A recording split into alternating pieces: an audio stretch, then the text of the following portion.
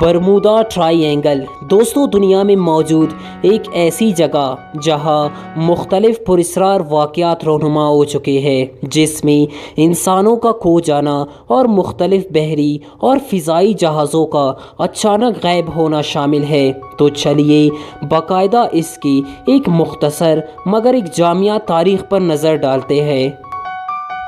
Bermuda try angle دوستوں بحری اوقیانوس میں واقع ایک مقام کو کہا جاتا ہے۔ اس مقام سے وابستہ چند داستانیں ایسی ہیں کہ جن کے باعث اس کو شیطانی تکون بھی کہا جاتا ہے۔ ان داستانوں میں انسانوں کا غائب ہو جانا اور بحری اور فضائی جہازوں کا اچانک کھو جانا جیسے غیر معمولی اور مافوق الفطر واقعات شامل ہیں۔ ان مافوق الفطر داستانوں کی تفسیر کے لیے جو کوششیں کی گئی ہے ان میں بھی اکثر غیر معمولی اور مسلمہ سائنسی اصولوں سے ہٹ کر ایسی ہے کہ جن کے لیے کم از کم موجودہ سائنس میں کوئی ٹھوس ثبوت نہیں ملتا۔ ان تفاسیر میں طبیعت کے قوانین کا معلق و غیر مؤثر ہو جانا اور ان واقعات میں بیرون ارضی حیات کا ملوث ہونا شامل ہے۔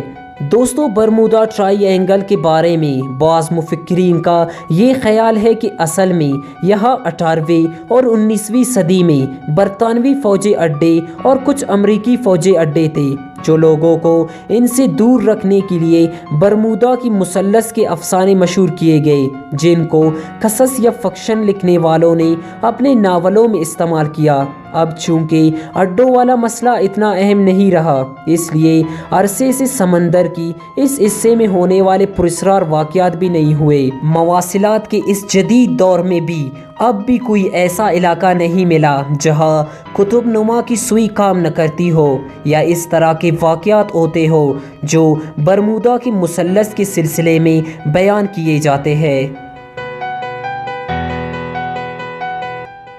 دوستوں برمودا ٹرائی اینگل کے بارے میں انٹرنیٹ پر بہت سے پراسرار کہانیاں اور آرٹیکلز موجود ہیں، مگر اس کی اصل حقیقت سے اب بھی مکمل طور پر پردہ نہیں اٹھایا جا سکا ہے۔ دوستوں اس پراسرار مقام کے بارے میں آپ کی کیا رائے ہے؟ ہمیں کمنٹ باکس میں ضرور بتائیں۔ والسلام۔